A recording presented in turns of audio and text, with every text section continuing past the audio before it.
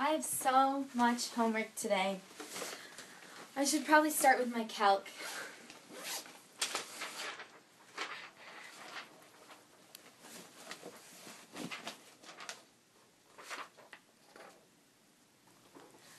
Gosh, I'm not really sure if I know how to do these, but I think I'm supposed to start with my calculator.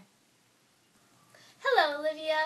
I'm your genie for all things math related. So the first thing you want to do is put the function into your y equals window.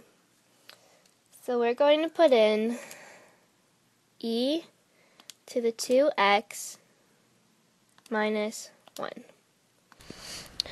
Now that the function is entered into the y equals, finding the derivative will be a lot easier. You first want to go to math, scroll down to number 8 and deriv, enter. Enter in the function variable y vars function.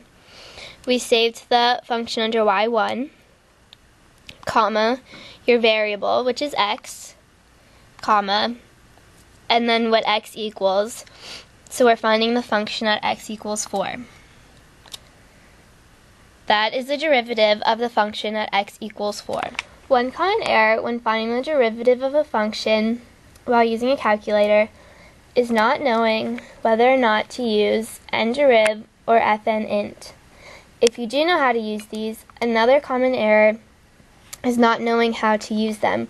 For example, in classic mode, you first need to put the function, a comma, the variable, a comma, and the value of the variable. To solve this equation using a calculator, you can also use math print mode, which is more like how you would write it on paper. Math, 8, the variable, which is x, the function, which is saved under y1, and the value of x, which is 4. For the second problem, you have to use the integral to find the area of the shaded region. To find an integral on the calculator, you first want to put in the function into y1,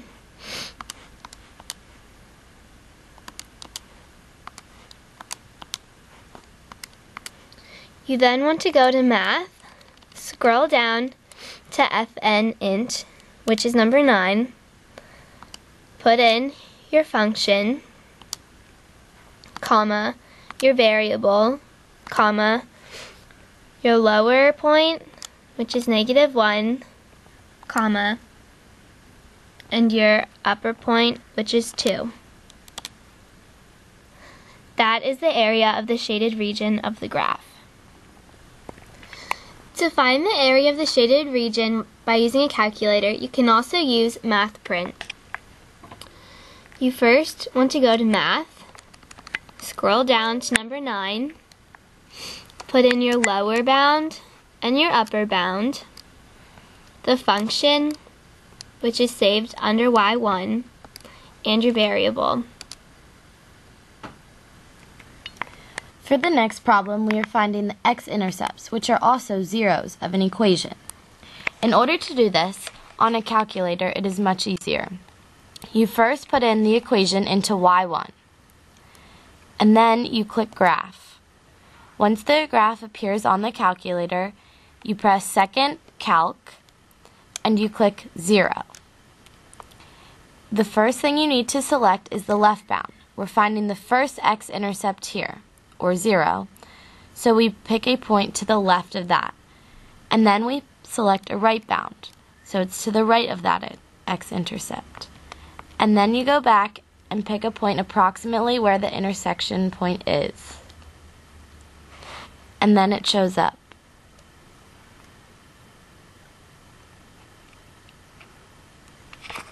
A common error that occurs a lot when solving for this type of problem is that people do not understand that x-intercepts are the same as zeros. So instead of solving for the 0 on the calculator, they solve for the point of intersection, which can only possibly be done when there are two equations, because first curve and second curve are both on the same equation there, so it won't solve. In order to solve this last problem, you first need to find the point at which these two equations intersect.